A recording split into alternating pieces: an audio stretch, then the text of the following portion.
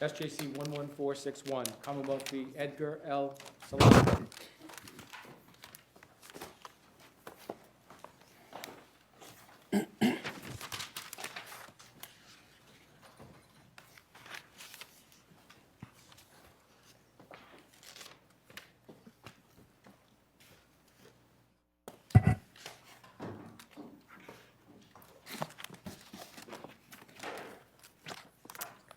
Good morning, and may it please the court, may I reserve 2 minutes for rebuttal? You may. Thank you. My name is Hayne Barnwell. I represent Edgar Selavka in this appeal. With me at council table is Bonnie Allen, who litigated the Rule 30A motion below. For the past 4.5 years, Mr. Selavka has been subjected to continuous, intrusive surveillance by GPS device, even though the court did not impose GPS monitoring at his original sentencing hearing, but at a separate proceeding nearly 1 year later. Despite his extraordinary rehabilitation and commitment to treatment, Mr. Selavka is forced to wear this modern-day scarlet letter, even though it makes no sense in his individual circumstances or even his offense, which is possession of child pornography. Even to this date, the Commonwealth makes no argument that GPS monitoring is reasonable for Mr. Selavka as an individual. Thus, this court should hold that this additional punishment violates Rule 29, double jeopardy, the Due Process Clause, and search and seizure law, and remove the GPS device from Mr. Selavka as soon as possible. Let's break that down. That's Yes. a lot of unrelated issues. Let's break it down, first of all, to the sentencing process. He was sentenced to what? A To split prison sentence? 2.5 years in the House of Correction with 1 year to serve, the balance suspended for 7 years. During that 7 years, he was to be on probation. And you admit that he was sentenced under, what is it, Section 47? Right. Well, he was sentenced to a No. crime that Yes. required, as a mandatory condition of probation, the wearing of a GPS device. Correct. He was, did he plead guilty? I can't remember. He pled guilty. Yes. Mandatory probation condition, not specifically imposed by the judge at the time. It was not imposed. Okay. So 10 months later, when he's about to be released from prison, or maybe he just has been released Actually, from he was out for about 4 months before the motion was filed. And he was out on parole? He was out on parole. Isn't he required to wear a GPS monitor as a condition of parole?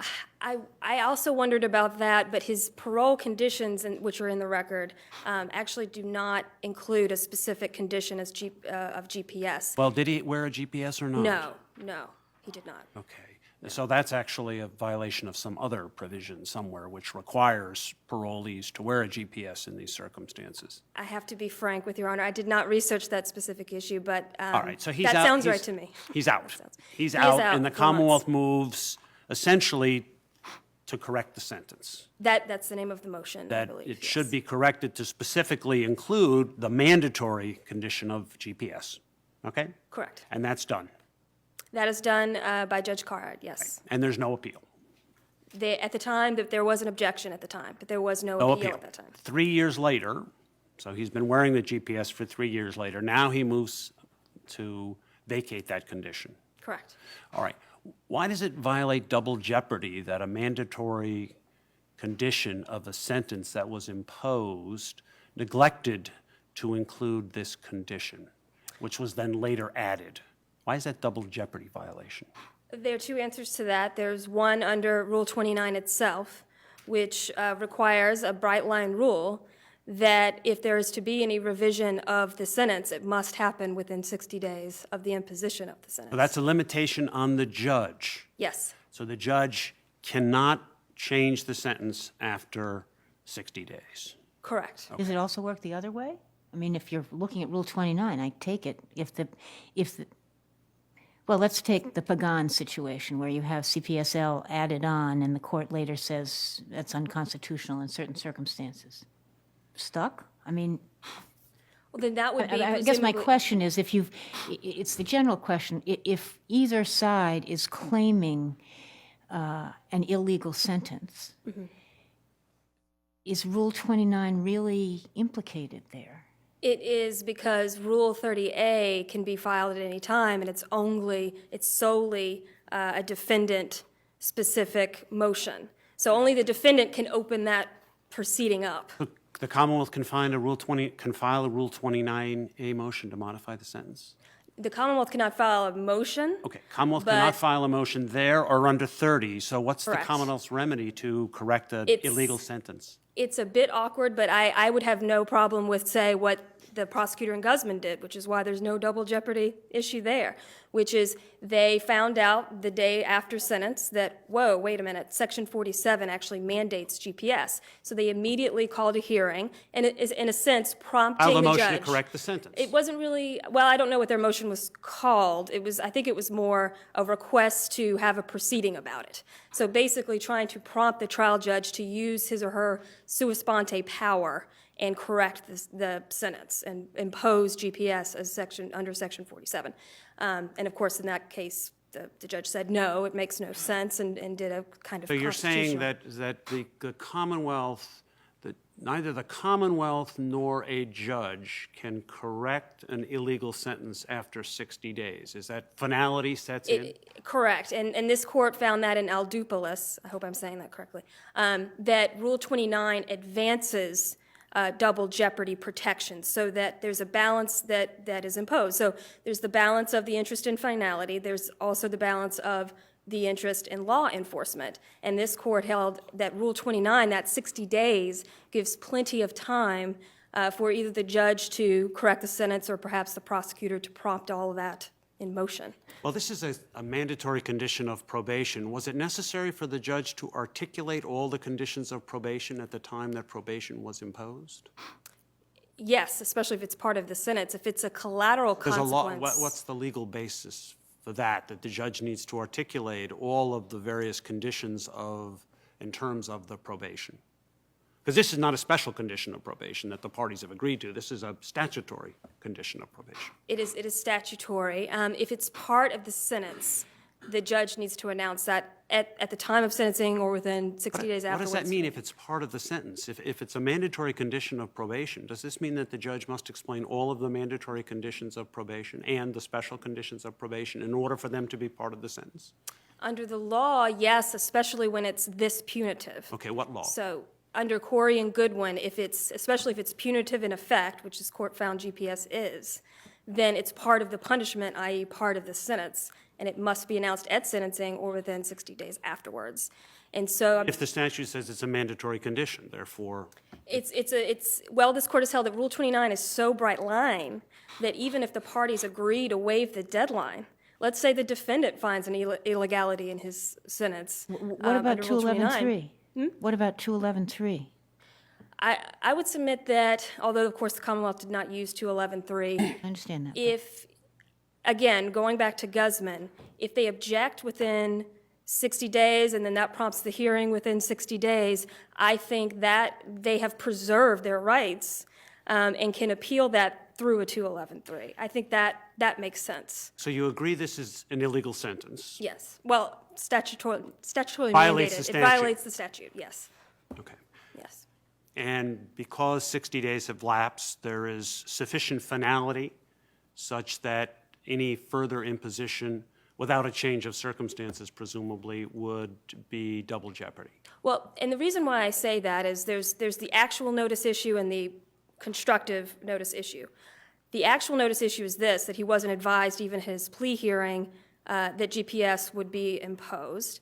But putting that aside, assuming Your Honors don't agree with me that matters, assuming constructive notice, let's say he's on constructive notice of Section 47, he's also on constructive notice about how prosecutors can appeal sentences, if at all. And of course, there is no mechanism, as this court found in Woodward, there is no mechanism by which they can appeal a sentence, especially when they're trying to add on punishment. The only way they can do that is to Add prompt. on punishment, but what we're really doing is correcting an illegal sentence. We're not adding on punishment. This was punishment required by law. But it's still, I mean, this is where theory must bend to reality, that maybe it should have been imposed all along under the statute, but it wasn't. And for 4 months of his probation, concurrent probation parole, he had no notice that this was going to happen. Beyond 60 days, the Bright Line rule, he has no knowledge that this is coming. This is coming But for him. Woodward itself says the legitimacy, I'm quoting, of a defendant's expectation of finality in a sentence is, of course, undercut when a sentence is unlawful. So doesn't that is true. suggest that Woodward was recognizing that if the sentence is unlawful I know you have, Sure. in terms of violating the statute, that this finality interest is implicated by that, and the Commonwealth is not necessarily bound. But I think that interest in finality revests, as it were, when the prosecutor waits until way after 60 days to try to quote fix that and add punishment upon him. So again, he's not only on constructive notice of Section 47, he's also on constructive notice of Rule 29. And I believe the Supreme Court, and I believe it's DeFranesco, makes this point, that a defendant is not only on notice about the mandate itself, but also about appeal provisions. And so that, did you have a question? Just a second. Yeah, I'm getting a little confused here because the judge imposed 7 years of probation. At the time when the judge imposed that part of the sentence, did the judge articulate the conditions of probation, or and so at that point, all of the conditions of probation that were imposed were known to the defendant? The 8 special conditions, yes. There were 8 special conditions. Correct. Okay. Correct. But those are specially agreed to by the parties.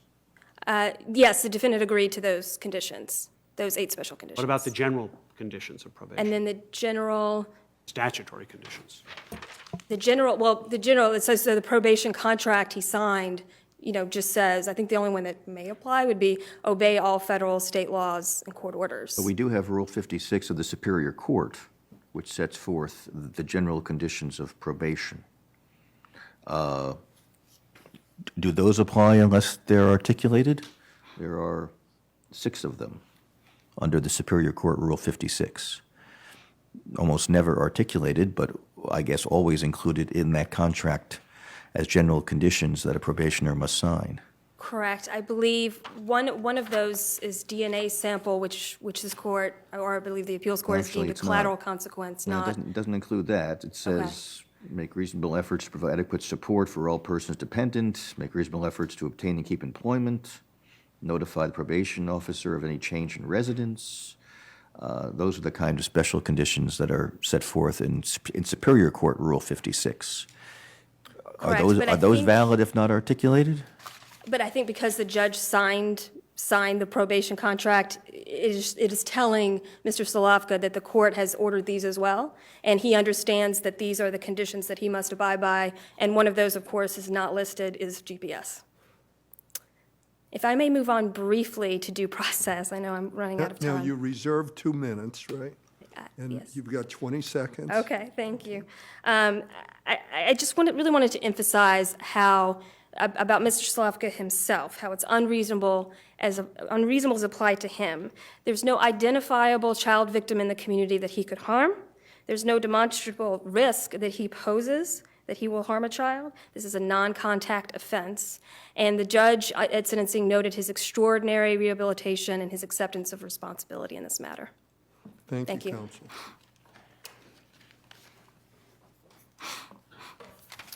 Good morning, Your Honor. Stephen Greenbaum for the Commonwealth. I wanted to address a few points from the factual record that touch on some aspects of this case. One would be, I don't know that it's crucial, but counsel just referred to the lack of notice or knowledge regarding this GPS condition. I think the record shows otherwise and not into the docket shows that at the time of arraignment, the issue arose as to whether Section 47 applied to pretrial probationers. This is before Reposo. The judge took that issue under advisement, and a week after arraignment issued a memo finding and ruling. I don't think the memorandum is in the record, but the docket indicates that she concluded that mandatory GPS under Section 47 did not apply to a pretrial detainees, so that it's not like this issue came bolt out of the blue at the time it was imposed. Also, in terms of the plea, we don't have the plea colloquy here. We have a judge's findings on guilty plea. It's in the defendant's appendix, and he there's a certain number of checkboxes for certain applications that doesn't, certain other conditions, and it includes DNA, but it doesn't have a box for GPS, and he just says that the defendant was aware, had knowledge of the consequences in finding that the plea was valid. So I don't know that, I'm not saying it happened, but we don't have a factual record that indicates that either during the plea or at the time of the plea, that there was no discussion of the fact that GPS was going to be a condition of probation. But it's clear that the judge did not believe that there was any obligation to impose GPS. No. Not sure the record shows that. I mean, he did. It's not he clear did when whether the judge just assumed it would be imposed by probation upon the defendant being released and being on probation. So if you prevail, what happens? Is the condition merely attached to it, or does it go back to the judge for possible The judge did order resentencing? probation the judge here did. eventually. It was the same Judge Carhart It was did the in the sentencing year- judge, the motion, the defendant was released on parole in February of '09. In May of '09, the prosecutor who handled the case filed a motion for GPS monitoring. It was heard before the judge, and I would, with my reading of the transcript of that short hearing, even though defense counsel, who was not trial defense counsel, he objected on the basis of the issues that were going to be raised, I guess, in Corey and Goodwin, but basically said to the judge, no, you're obliged to impose this. There really wasn't any question that under the statute, the judge was supposed to order probation to put the GPS bracelet But on. if you do it after 60 days, which you did, does the judge have the opportunity then to say, golly, I would never have given 7 years of probation if I had known this was a consequence. I want to change the sentence to 1 year probation. Let me digest that question again. Well, I think the problem, and it was raised before here, do what after 60 days? At the time of sentencing, if there's no clear-cut understanding that the judge is required to order that condition at the time of sentencing because it's mandatory, how is the Commonwealth on notice that GPS hasn't been attached until, in fact, 7 months later after he's released on parole, he's on GPS, and in fact, the record doesn't show how we found out, how our office found out he wasn't on GPS. I will say then, it was perhaps more than 60 days then, if you want to grant us 60 days then. But again, we fall back to whether, I don't think, if it's not strictly Rule 29, then I think those 60, which I don't believe it is, because it's not a change in the condition of a sentence. The condition was there. It may be a change in notification. And there, I would suggest he falls back on an expectation of finality. Rule 29 suggests 60 days is perhaps appropriate, but given Woodward and given other cases, I don't think that's a hard and fast, under these circumstances, that the expectation and finality would weigh in favor of the defendant under these Okay, circumstances. so I'm sorry. So you're saying, yes, the judge could say, I didn't know that, I want to change it to 1 year, or the judge could not do that if you file after Time we 60 file days? that. Sorry? I'm trying, that is, I try to anticipate every question the panel has, and that one I hadn't thought of. Well, I mean, isn't this issue of fairness then with regard to your doing it after 60 days? I mean, let's assume you're blameless. Let's assume you're absolutely correct. Yes. I'm not attributing blame, but I think that it would only, if the I think it's up to the defendant to say, look, I want to withdraw my plea. No one told me about this. I wasn't expecting it. And the judge then could say, well, you're right. I wasn't expecting it either. I'll let you either withdraw the plea or withhold the motion. We don't have those facts here. I think, yes, there's certainly a way. There's certainly a mechanism where if, in fact, that the judge didn't know about it and it was going to be improper, I'm sure there is a mechanism, not necessarily Rule 29, where the issue could be raised and the judge could readjust that sentence. Is it a requirement of parole? Is the GPS a parole requirement? No, I'm not sure. I'm not sure that it's I think under it- I think it- 127, 133D. It may have been a requirement of parole, but the parole documents are in there, and it was not listed. It could be the same thing. Say it wasn't listed as a special condition of parole. I don't know whether parole was aware of the probation condition and assumed we don't need to do it because it's going to be in place anyway, or whether they thought it would happen automatically too. But it's not listed as a special condition of parole. Let's assume that the defendant has pled guilty to a crime that carries a mandatory 5-year minimum. But the judge sentences 3 years. All right, so no objection, that's the way it is, 3 years. he's about to be released from prison. The Commonwealth rushes in and says, that was an unlawful sentence, mandatory minimum 5. You need to fix the sentence and impose a 5-year sentence.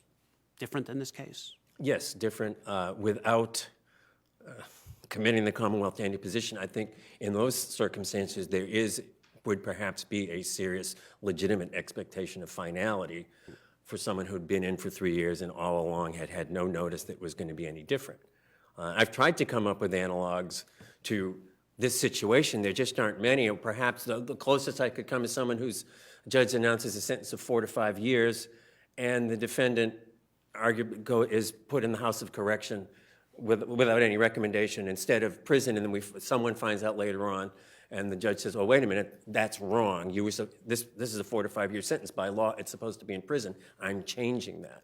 I'm not sure that's a good analog either, but I think in that case, the defendant wouldn't have any legitimate expectation in staying in the House of Correction where the law required the sentence to be But served in your, prison. if your answer to Justice Cordy is maybe there, in that example, would be a legitimate expectation of finality, then it seems to me implicit in that is the view that the correcting an illegal sentence is bound at some level by expectations on the defendant's part.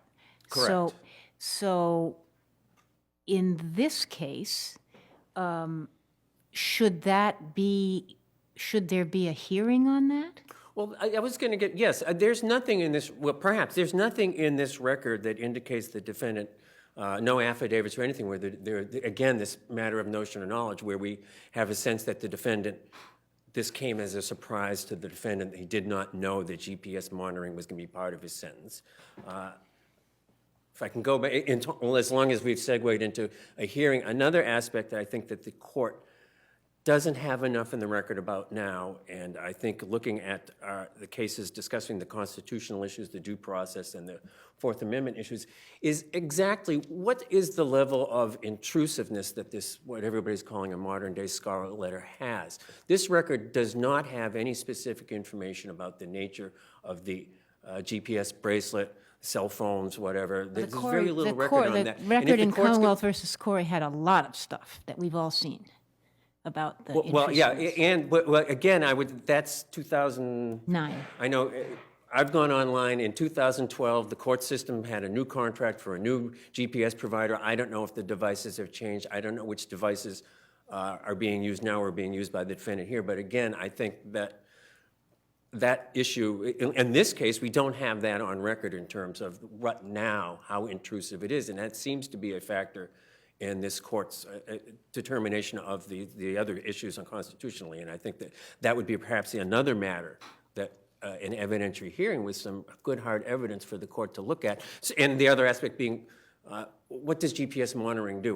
There's a suggestion in the defendant's brief that you can know what room the defendant is in his home. I have no idea whether it's that precise, but I think So what do you say we do? either wait for another case that fleshes that out, or No, but remand it for back this to case, remand it back to the judge in this case with instructions regarding the issues you'd like the court needs to have fleshed out in an And those in an issues should evidentiary be hearing. what? Excuse me? Those issues should be what?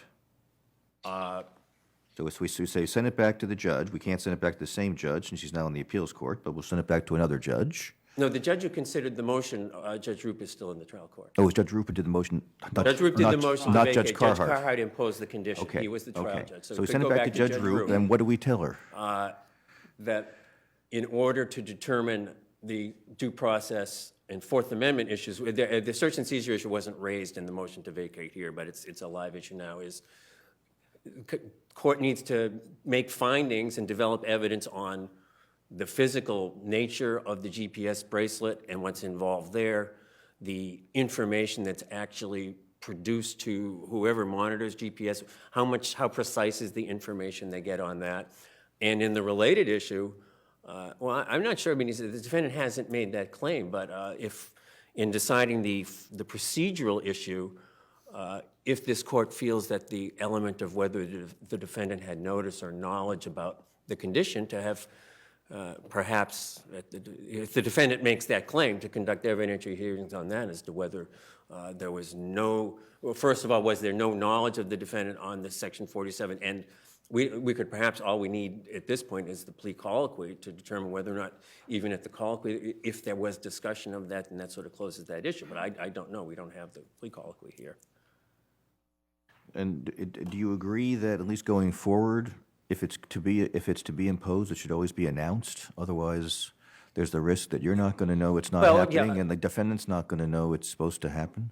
My understanding is that that is now the practice in my office, that we make a point of writing it down as a special condition. I'm not suggesting that that's required, but it certainly would avoid part of the It issues wasn't that are announced, raised but here. if it was simply part of the Contract. probation contract, would that be enough?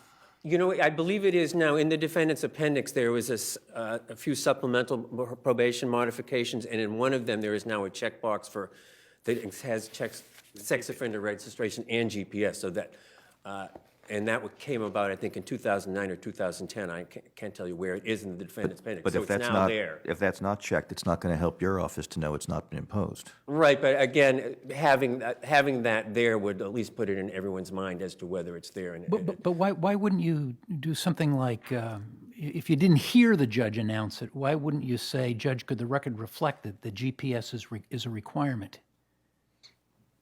And just have it right there on the record. Sure, I certainly wish that had happened in this case, but again, we don't have the colloquy. Well, the sentencing, right, there's a separate plea hearing and separate sentencing hearing, and there was no mention of it in the sentencing hearing. But we don't have a record, and I don't even have any off-record information as to why that wasn't done at that hearing. And I can't say I know, the prosecutor who filed the motion for GPS monitoring said she assumed that it would be attached when the defendant was released on probation. And with regard to the, you say, send it back with regard to the issue of whether there's hesitation of finality. Let's assume the defendant says, I did not realize it was being imposed. Does that mean, therefore, that it cannot be imposed? Well, I think that would give the defendant be entitled to move to withdraw his plea, as opposed to not imposing a legal requirement. The defendant hasn't moved to withdraw the plea, even though he claims without necessarily factual basis that he had no notice of this condition. I mean, that's grounds for withdrawing a plea, not grounds for avoiding the consequences of the sentence. But when Justice Cordy gave his example, I don't think the option you said was to withdraw the plea. It was simply that, no, he wouldn't have to serve more than the 3 years. It's a fact-by-fact analysis. It's unknown waters, and it's also the degree of, to the extent, GPS is, this court said it's punishment, but it's also, there's clearly a regulatory aspect that it's a reasonable and important part of probation in these situations, and to suggest that the legislature, at this point, I understand your point, your position there, and it makes it difficult for the court to, if you want to have a fine line, bright line rule on this. We don't have a lot of case law on this.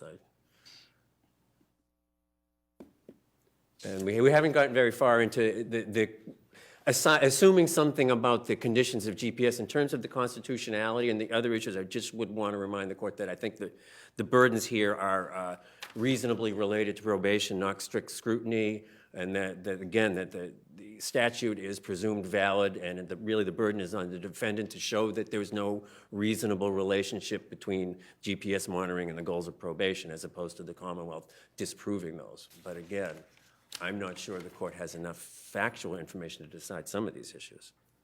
All right, thank you, counsel. You're welcome.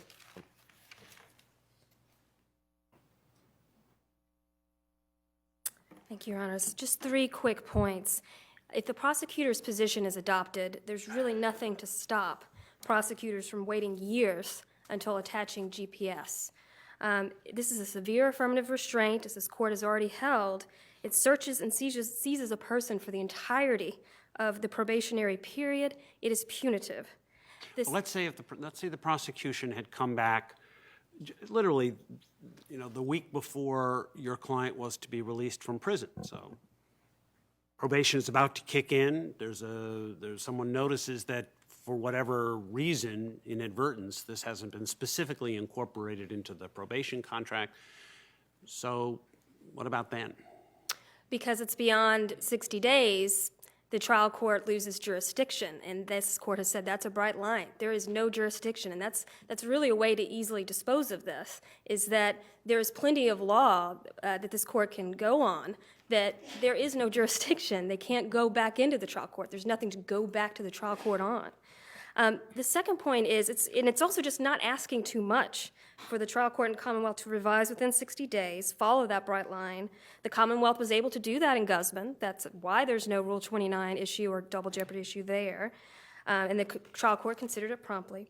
And the third point is that there is information in this record, and I'd point to pages 107, 108 of the record appendix. That's Bonnie Allen's affidavit about GPS and how it's affecting Mr. Selavka's life. That's when he went to a movie theater. He just simply wanted to watch a movie, and the GPS malfunctioned.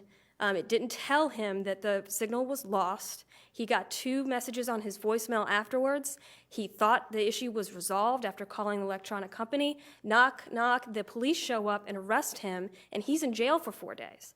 So now he's in constant fear and anxiety that through no fault of his own, that GPS is going to malfunction, he's going to be put in jail again.